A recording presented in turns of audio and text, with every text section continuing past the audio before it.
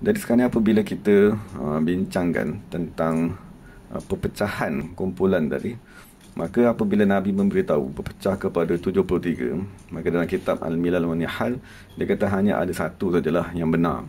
Kerana apabila ada beberapa pendapat yang berlawan, maka hanya satu saja yang boleh dihukumkan benar.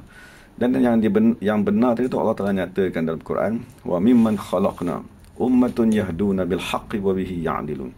Maksud Allah Taala menyatakan dari kalangan umat-umat yang dah aku ciptakan, dari kalangan manusia yang dah aku ciptakan, ada satu kumpulan yahduna bil haq, memberi hidayat kepada manusia dengan hak, dengan kebenaran. Dan dalam hadis yang lain Nabi sallallahu alaihi wasallam berkata, umatku akan berpecah kepada 73. Satu saja kumpulan yang akan selamat dan bakinya akan binasa. Dan ditanya apakah kumpulan yang selamat tersebut? Maka Nabi sallallahu alaihi wasallam berkata, ahlus sunnati wal jamaati. Mereka diistilahkan sebagai ahli sunnah wal jamaah. Maka ditanya lagi apakah ahli sunnah wal jamaah? Maka Nabi SAW berkata, ma ana alaihi al-yawma wa ashabi. Ahli sunnah wal jamaah ni ialah kumpulan yang mengikut keadaanku pada hari ini dan mengikut akidah sahabat-sahabatku pada hari ini. Dan dalam hadis yang lain Rasulullah SAW bersabda, la tazalu ta'ifatun min ummati zahirin 'ala al-haq ila yaumil qiyamah. Akan wujud sentiasa satu kumpulan dari kalangan umatku yang akan menzahirkan kebenaran al-haq, maksudnya hakikat, sehinggalah pada hari kiamat. Dan akhir sekali dalam kitab Al-Milal Nihal dinyatakan Nabi SAW bersabda, la tajtami'u ummati ala dalalatin. Sesungguhnya umat Nabi Muhammad SAW ni, dia tidak boleh majoritinya berada di dalam kesesatan. Jadi daripada secara zahirnya Nabi dah bagi tahu satu kumpulan yang selamat tadi ialah ahli sunnah wal jamaah. Dari Imam penulis kitab Al-Milal wa Nihal tadi, dia membahagikan kumpulan-kumpulan yang dari kalangan agama tadi, maksudnya ahli agama dari kalangan umat Nabi Muhammad ni berpecah kepada 73, dan daripada 73 tu dibahagikan kepada 4 kumpulan yang besar. Dan daripada 4 kumpulan yang besar tu kita bincangkan satu kumpulan sajalah. Satu kumpulan yang dipanggil sebagai As-Sifatiyah. As-Sifatiyah ni maksudnya kumpulan dari kalangan umat Nabi Muhammad SAW yang mengakui bahawa Allah Subhanahu Wa Taala mempunyai sifat yang azali. Sebagai contohnya apabila kita belajar sifat 20, kita akan kata Allah Taala mempunyai sifat kudrat. Allah Subhanahu Wa Taala mempunyai sifat iradat, dan Allah Taala mempunyai sifat sama', basar dan kalam. Jadi mana-mana manusia dari kalangan umat Nabi Muhammad SAW yang mengakui bahawa Allah Subhanahu Wa Taala mempunyai sifat yang azali, maka kumpulan tersebut diistilahkan sebagai As-Sifatiyah. Jadi kita akan bincangkan kumpulan ni saja kan dalam masa yang singkat ni, mepandukan kepada kitab Al-Milal wa Nihal tadi. Jadi imam penulis kitab tadi dia memberitahu bahawa ketahuilah kumpulan ulama salaf. Salaf ni apabila kita sebut salaf maksudnya 300 tahun yang awal, sahabat, tabi'in dan tabi'in. Salaf mereka tadi menyandarkan sifat-sifat azali kepada Allah Subhanahu Wa Taala seperti sifat ilmu, kudrat, iradat, mendengar, melihat dan seumpamanya. Dan begitu juga mereka menyandarkan kepada Allah sifatun khabariyah. Okay, jadi sekarang kita ada dua sifat. Pertama dia panggil sifatun azaliyah, sifat azali seperti ilmu, kudrat dan seumpamanya. Dan ada sifatun khabariyah, sifat-sifat yang berbentuk perkhabaran. Seperti Allah Ta'ala menyatakan dalam Quran, dua tangan, wajah dan seumpamanya. Dan dalam kitab ni dinyatakan wala yu'awwiluna zalika. Maksudnya salaf yang mereka tidak mentakwilkan kecuali mereka berkata sifat-sifat ini datang daripada syarak, maka kita menamakannya sifat khabariyah.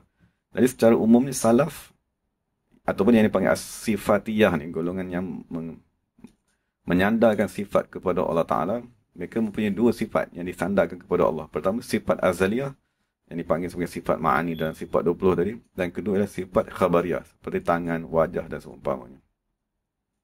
Jadi nyatakan dalam kitab ni, disebabkan Mu'tazilah, golongan Mu'tazilah yanfuna sifat.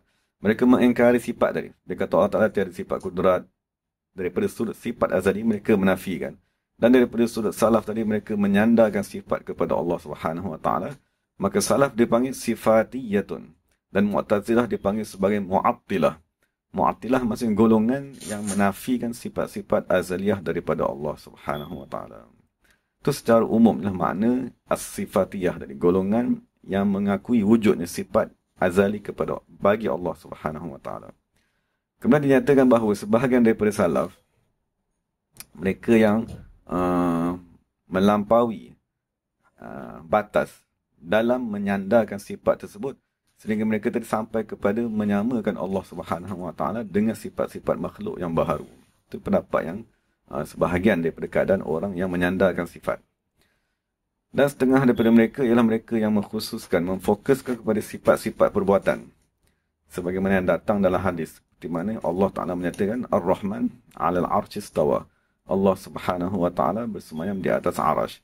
Jadi sebahagian daripada salaf, mereka yang mentakwilkan, mengikut lafaz mengikut makna yang boleh ditanggung oleh lafaz, dan sebahagian daripada mereka berkata, kami meyakini dengan kefahaman akal bahawa Allah Subhanahu wa taala tidak menyamai segala sesuatu dan tidak menyerupai mana-mana makhluk, dan tidak satu pun yang menyerupainya, maka kami meyakini perkara tersebut dan kami tidak mengetahui apakah makna yang Allah Ta'ala kendaki daripada ayat.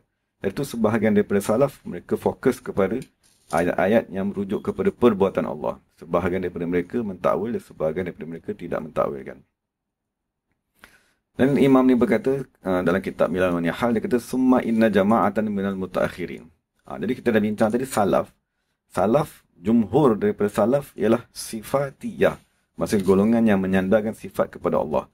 Kemudian dia kata ada satu kumpulan daripada golongan yang akhir. Golongan setelah daripada zaman salaf, zadu ala ma qalahu salaf.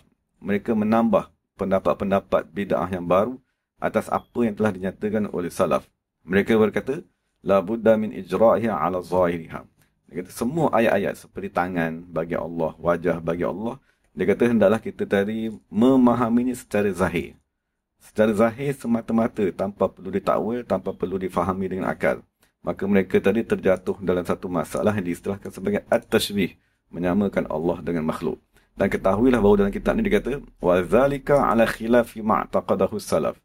Sesiapa saja yang beriktikad Allah menyerupai makhluk, maka keadaan tersebut bercanggah dengan apa yang diiktikadkan oleh salaf, yang dinyatakan dalam salaf, iaitu golongannya sahabat, tabi'in dan tabi'-tabi'in. Jadi tashbih, menyamakan Allah dengan makhluk ni dinyatakan oleh penulis, walaqad kana tashbihu sifan khalisan fil yahud. Menyamakan Allah Subhanahu wa taala dengan makhluk, maksud kita menyembah Allah dan kita beriktikad Allah tadi seperti makhluk, itu ialah sifat yang khusus yang menimpa kepada kaum Yahudi. Tapi dia kata bukan semua Yahudi beriktikad sedemikian. Bal fil qurra'in. Bahkan dari kalangan pembaca-pembaca, maksudnya golongan Yahudi ahli kitab dia. Orang-orang yang pandai membaca, yang mahir membaca kitab, yang membaca kitab Taurat. Kerana apabila mereka membaca Taurat, mereka mendapati banyak lafaz-lafaz tangan, mata, penglihatan, bergerak, duduk, berdiri. Jadi mereka tadi salah faham, lalu menganggap Allah Subhanahu wa taala seperti makhluk yang mereka lihat. Dan dinyatakan juga tentang kumpulan Syiah ni kita tak baca lah.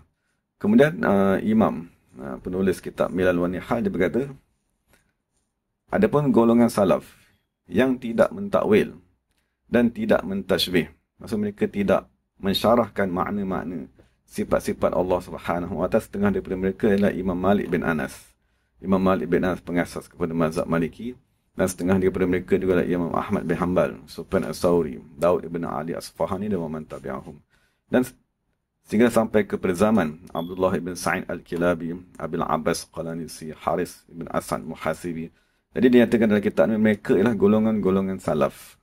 Tetapi mereka tadi menguasai ilmu kalam. Mereka menguasai ilmu falsafah Islam.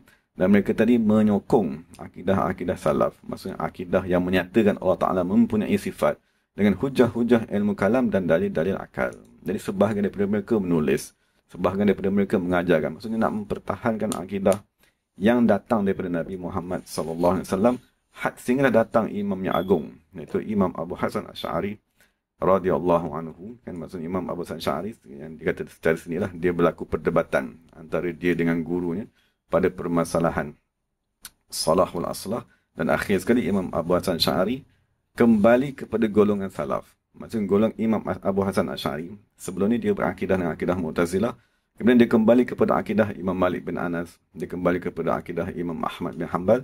Lalu dia tadi menyokong dan dia tadi menguatkan pendapat-pendapat salaf dengan hujah-hujah ilmu kalam, dengan hujah-hujah mantik dan hujah-hujah akal, Maka dia kata fasara zalika mazhaban li ahli sunnati wal jamaah. Maka jadilah usaha Imam Abu Hasan Sy'ari tadi dipanggil sebagai satu mazhab. Mazhab bagi ahli sunnah wal jamaah. Wa intaqalat simatus sifatiyati ila al-asy'ariyati. Maka dengan sampai kepada zaman Imam Abu Hasan Sy'ari, asalnya golongan-golongan salaf tu dipanggil sebagai as-sifatiyah. Apabila sampai kepada Imam Abu Hasan Sy'ari, dia mempunyai beratus-ratus anak murid dan sampai hari ini kita mengikut akidah Imam Abu Hasan Sy'ari. Jadi apabila sampai saja perkembangan akidah di zaman Imam Abu Hasan Sy'ari, maka sifatiyah tadi telah ditukar kepada golongan al-asy'ariyah. Maksudnya asy'ariyah mereka lah pendukung pendapat yang menyandarkan sifat kepada Allah Subhanahu Wa Taala sebagaimana akidah Nabi Muhammad sallallahu alaihi wasallam. Jadi apabila kita sebut hari ini siapakah ahli sunnah wal jamaah, asalnya ahli sunnah wal jamaah ialah Nabi Muhammad SAW dan sahabat. Kemudian berpindah siapakah ahli sunnah wal jamaah, mereka yang beriktikad Allah Ta'ala mempunyai sifat azali dan Allah Ta'ala mempunyai sifat khabariyah. Kemudian istilah tadi berpindah sampai kepada Imam Abu Hasan Sy'ari. Kita tanya siapakah ahli sunnah wal jamaah, maka ahli sunnah wal jamaah setelah munculnya Imam Abu Hasan Sy'ari, ahli sunnah wal jamaah tadi ialah pengikut-pengikut Imam Abu Hasan Asy'ari dan Imam Abu Mansur Al-Maturidi sehinggalah hari ini, sehinggalah pada hari kiamat. Itulah kenyataan yang amat penting daripada kitab Al-Milal wan Nihal yang dinyatakan oleh Imam Muhammad Ibn Abdul Karim Ibn Abi Bakar Ahmad Asy-Syahrastani radhiyallahu anhu.